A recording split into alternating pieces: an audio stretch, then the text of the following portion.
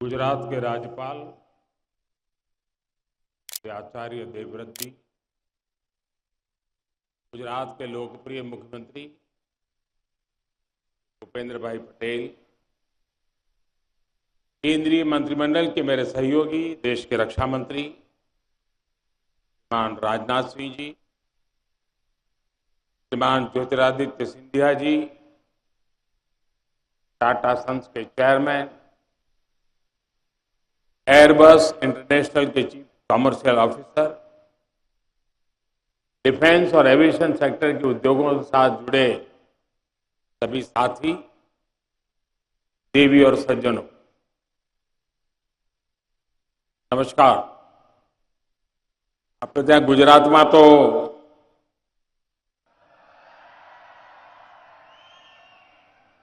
દિવાળી દેવ દિવાળી સુધી ચાલે અને દિવાળીના આ પર્વ દરમિયાન વડોદરાને, ગુજરાતને, દેશને એક અનમોલ ભેટ મળી છે। गुजरात માટે તો નવું વર્ષ છે। હું પણ નવા વર્ષમાં આજે પહેલી વાર ગુજરાત આવ્યો છું। આપ સૌને નવા વર્ષની ખૂબ ખૂબ શુભેચ્છાઓ।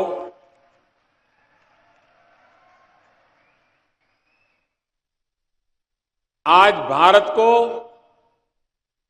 दुनिया का बड़ा मैन्युफैक्चरिंग हब बनाने की दिशा में हम बहुत बड़ा कदम उठा रहे हैं। भारत आज अपना फाइटर प्लेन बना रहा है, भारत आज अपना टैंक बना रहा है, अपनी सबमरीन बना रहा है, और सिर्फ इतना ही नहीं, भारत में बनी दवाइयां और वैक्सीन भी आज दुनिया में लाखों लोगों का जीवन बचा रही है। भारत में बने इलेक्ट्रॉनिक गैजेट्स, भारत में बने मोबाइल फोन, भारत में बनी कारें आज कितने ही देशों में छाई हुई है। Make in India, make for the globe, कि इस मंत्र पर आगे बढ़ता रहा भारत आज अपने सामर्थ्य को और बढ़ा रहा है। अब भारत ट्रांसपोर्ट प्लेन का भी बहुत बड़ा निर्माता बनेगा।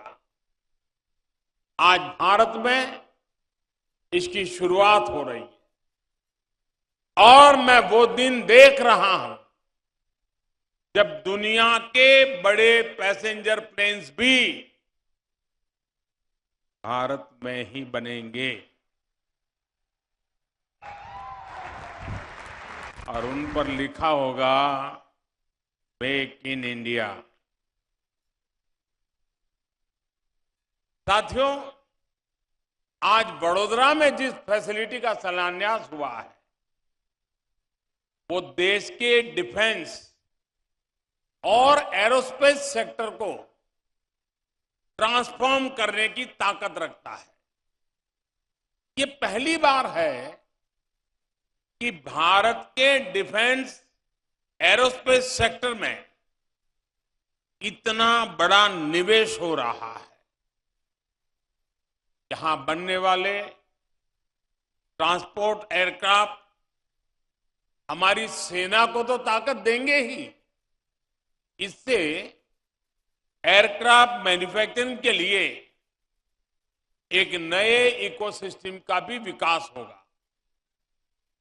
शिक्षा और संस्कृति के केंद्र के रूप में प्रतिष्ठित हमारा वडोदरा अब एविएशन सेक्टर के हब के रूप में नई पहचान लेकर के दुनिया के सामने सर ऊंचा करेगा।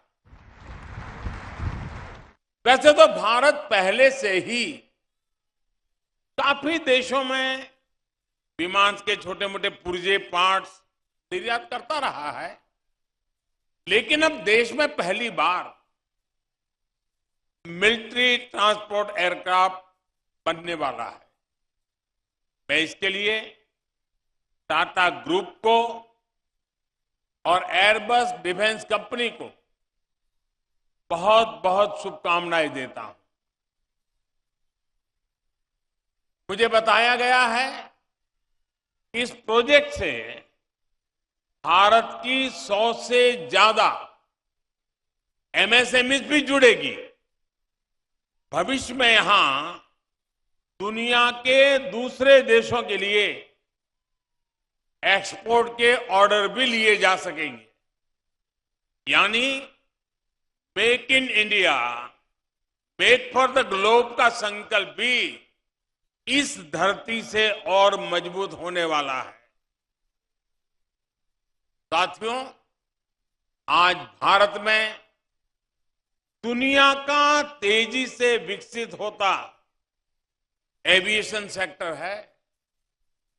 एयर ट्रैफिक के मामले में हम दुनिया के टॉप 3 देशों में पहुंचने वाले हैं। अगले 4-5 वर्षों में करोड़ों नए यात्री हवाई सफर के यात्री होने वाले हैं। उड़ान योजना से भी इसमें बहुत मदद मिल रही है। अनुमान है कि आने वाले 10-15 वर्षों में भारत को करीब करीब 2000 से ज्यादा पैसेंजर और कार्गो एयरक्राफ्ट की जरूरत होगी। अकेले भारत को 2000 एयरक्राफ्ट की जरूरत होना यानी यही बताता है कि विकास कितना तेजी से होने वाला है। इस बड़ी डिमांड को पूरा करने के लिए भारत अभी से तैयारी कर रहा है। आज का ये आयोजन भी उसी दिशा में एक महत्वपूर्ण कदम है। साथियों, आज के इस आयोजन में विश्व के लिए भी एक संदेश है। आज भारत दुनिया के गोल्डन अपॉर्चुनिटी के लेकर के आया है। कोरोना और युद्ध से बनी परिस्थितियों के बावजूद, सप्लाई चेन में रुकावटों के बावजूद भारत के मैन्युफैक्चरिंग सेक्टर का ग्रोथ मोमेंटम बना हुआ है। और ये ऐसे ही नहीं हुआ है। आज भारत में ऑपरेटिंग कंडीशंस लगातार सुधर रही। आज भारत में जोर कॉस्ट कॉम्पिटिटिवनेस पर है, क्वालिटी पर भी है। आज भारत लो कॉस्ट मैन्युफैक्चरिंग और हाई आउटपुट आउटकम का अवसर दे रहा है। आज भारत के पास स्किल मैन पावर का बहुत बड़ा टैलेंट पूल है। बीते 8 वर्षों में जो रिफॉर्म्स हमारी सरकार ने किए, उन्होंने भारत में मैन्युफैक्चरिंग का एक अभूतपूर्व एनवायरनमेंट तैयार कर दिया है। ईज ऑफ डूइंग बिजनेस पर जितना जोर आज भारत का है, उतना पहले कभी नहीं था। कॉर्पोरेट टैक्स स्ट्रक्चर को आसान बनाना हो, उसे ग्लोबली कॉम्पिटिटिव बनाना हो, अनेक सेक्टर्स में ऑटोमेटिक रूट से 100% एफडीआई का रास्ता खोलना हो, डिफेंस, माइनिंग, स्पेस जैसे सेक्टर्स को प्राइवेट कंपनियों के लिए खोलना हो, लेबर रिफॉर्म्स करना हो, 29 सेंट्रल लेबर लॉज को सिर्फ 4 कोड्स में बदलना हो, 33,000 उससे ज्यादा कंप्लायंसेस को खत्म करना हो, दर्जनों टैक्सेस के जाल को खत्म करके एक गुड्स एंड सर्विसेज टैक्स बनाना हो, भारत में आज इकोनॉमिक रिफॉर्म्स की नई गाथा लिखी जा रही। इन रिफॉर्म्स का बड़ा फायदा हमारे मैन्युफैक्चरिंग सेक्टर को ही मिल रहा है और क्षेत्र तो फायदा उठा ही रहे हैं। और साथियों, इस सफलता के पीछे एक और बड़ी वजह है, बल्कि मैं कहूंगा कि सबसे बड़ी वजह है, वो है माइंडसेट में बदलाव, मानसिकता में बदलाव। हमारे यहां लंबे समय से सरकारें इसी माइंडसेट से चली कि सब कुछ सरकार ही जानती है, सब कुछ सरकार को ही करना चाहिए। इस माइंडसेट ने देश के टैलेंट को दबा दिया, भारत के प्राइवेट सेक्टर का सामर्थ्य बढ़ने नहीं दिया। सबका प्रयास की भावना को लेकर आगे बढ़ रहे देश ने अब पब्लिक और प्राइवेट सेक्टर दोनों को समान भावना से देखना शुरू किया।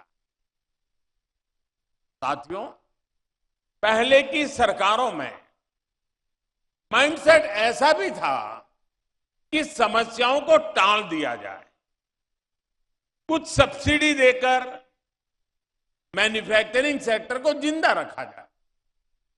इस सोच ने भी भारत के मैन्युफैक्चरिंग सेक्टर का बहुत नुकसान किया है। इस वजह से पहले न ही कोई ठोस नीति बनाई गई और साथ ही logistics, electricity supply, water supply, ऐसी जरूरतों को नजरअंदाज कर दिया गया। इसका परिणाम क्या हुआ? मेरे देश की युवा पीढ़ी इसको भली भांति जान सकती। अब आज का भारत एक नए माइंडसेट, एक नए वर्क कल्चर के साथ काम कर रहा है। हमने काम चलाओ फैसलों का तरीका छोड़ा है और विकास के लिए, निवेशकों के लिए कई तरह के इंसेंटिव लेकर आए हैं। हमने production link incentive scheme launch की, जिससे बदलाव दिखने लगा। आज हमारी पॉलिसी स्टेबल है, प्रिडिक्टेबल है और फ्यूचरिस्टिक है। हम पीएम गति शक्ति नेशनल मास्टर प्लान और नेशनल लॉजिस्टिक पॉलिसीज के जरिए देश की लॉजिस्टिक व्यवस्था में सुधार ला रहे हैं। साथियों, पहले एक माइंडसेट ये भी था कि भारत मैन्युफैक्चरिंग में बेहतर नहीं कर सकता, इसलिए उसे सिर्फ सर्विस सेक्टर पर ध्यान देना चाहिए। आज हम सर्विस सेक्टर भी संभाल रहे हैं और मैन्युफैक्चरिंग सेक्टर को भी समृद्ध बना रहे हैं।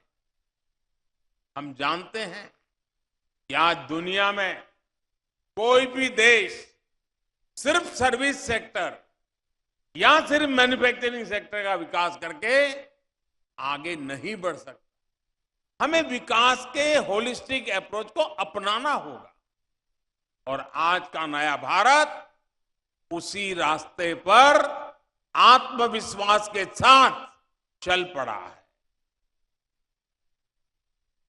पहले की सोच में एक और गलती भी थी।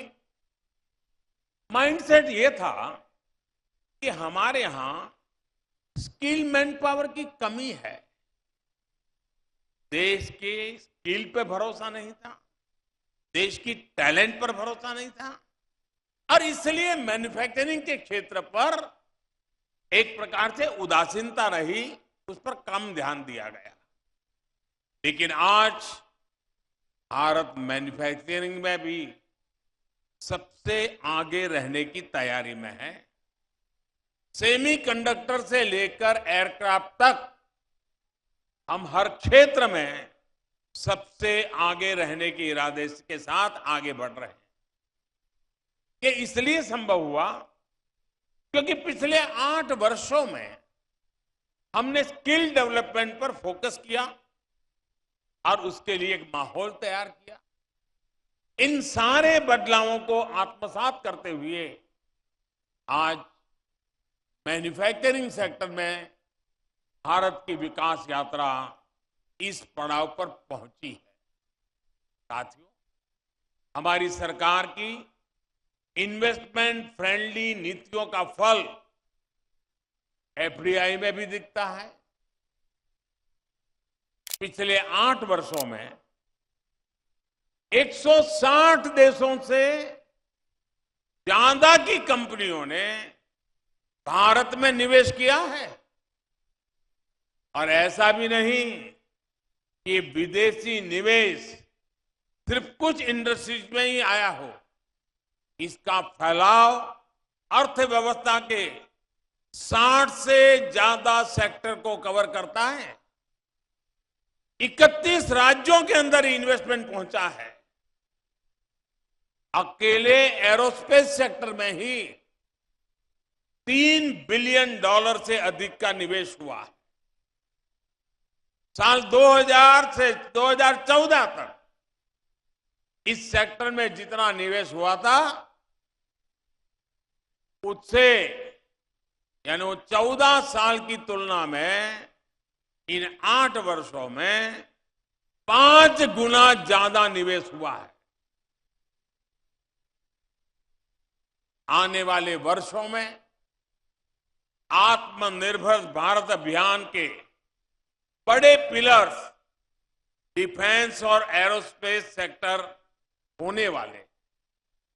हमारा लक्ष्य है कि 2025 तक हमारी डिफेंस मैन्युफैक्चरिंग का स्केल $25 बिलियन पार कर जाएगा।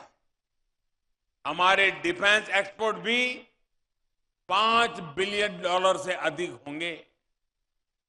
उत्तर प्रदेश और तमिलनाडु में विकसित हो रहे डिफेंस कॉरिडोर से भी इस सेक्टर को स्केल अप करने में मदद मिलेगी।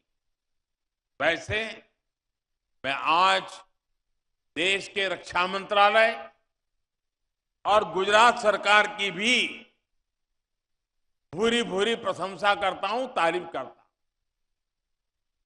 आपने देखा होगा कुछ दिन पहले उन्होंने गांधीनगर में बहुत शानदार डेफ एक्सपो आयोजन किया। डिफेंस से जुड़े सारे इक्विपमेंट्स का वहां बहुत बड़ा कार्यक्रम हुआ। और मुझे कहते हुए खुशी हो रही है और राजनाथ जी को मैं बधाई देता हूं कि अभी तक का सबसे बड़ा डेफ एक्सपो था। और इसमें सबसे बड़ी खूबी ये थी कि इस डेफ एक्सपो में प्रदर्शित सभी उपकरण और टेक्नोलॉजी सबके सब भारत में बने थे। यानी प्रोजेक्ट C295 का प्रतिबिंब हमें आने वाले वर्षों के डेफ एक्सपो में भी दिखाई देगा। मैं टाटा ग्रुप को और एयरबस को इसके लिए भी अग्रिम शुभकामनाएं देता हूं। साथियों, आज के इस ऐतिहासिक अवसर पर मैं इंडस्ट्री से जुड़े साथियों से अपना एक आग्रह दोहराना चाहता हूं। और मुझे खुशी है कि अनेक क्षेत्र के सभी वरिष्ठ उद्योग जगत के साथी आज इस महत्वपूर्ण घटना के साक्षी बनने के लिए हमारे बीच पधारे हैं। देश में इस समय निवेश के लिए जो अभूतपूर्व विश्वास बना है उसका अधिक से अधिक लाभ आप उठाएं। आप जितने एग्रेसिवली आगे बढ़ सकते हैं ये मौका जाने मत दीजिए। देश के जो स्टार्टअप्स हैं मैं उद्योग जगत के एस्टैब्लिश जो प्लेयर्स हैं उनसे आग्रह करूंगा, देश के जो स्टार्टअप्स हैं, हम उन्हें कैसे आगे बढ़ने में मदद कर सकते हैं। मैं तो चाहता हूं सब बड़ी इंडस्ट्री एक स्टार्टअप सेल अपने यहां बनाएं और देश भर में जो हमारी नए नौजवान स्टार्टअप पे काम करते हैं उनका अध्ययन करें और उनके काम में उनकी रिसर्च क्या मैच कर सकती है उसका हैंड होल्डिंग करें। आप देखिए बहुत तेजी से आप भी बढ़ेंगे और मेरे वो नौजवान आज स्टार्टअप की दुनिया में हिंदुस्तान का नाम रोशन कर रहे हैं, उनकी भी ताकत अनेक गुना बढ़ जाएगी। रिसर्च में अभी भी प्राइवेट सेक्टर की हिस्सेदारी सीमित ही है। इसको हम मिलकर बढ़ाएंगे तो इनोवेशन का, मैन्युफैक्चरिंग का और सशक्त इकोसिस्टम विकसित कर पाएंगे। सबका प्रयास का मंत्र हम सबको काम आएगा, हम सबके लिए मार्गदर्शक रहेगा और हम सब उसी राह पर चल पड़ेंगे। एक बार फिर सभी देशवासियों को इस आधुनिक एयरक्राफ्ट मैन्युफैक्चरिंग फैसिलिटी के लिए मैं बहुत बहुत बधाई देता हूं। देश के नौजवानों के लिए अनेक नए अवसर इंतजार कर रहे हैं। मैं देश की युवा पीढ़ी को भी विशेष रूप से शुभकामनाएं देता हूं। बहुत बहुत धन्यवाद।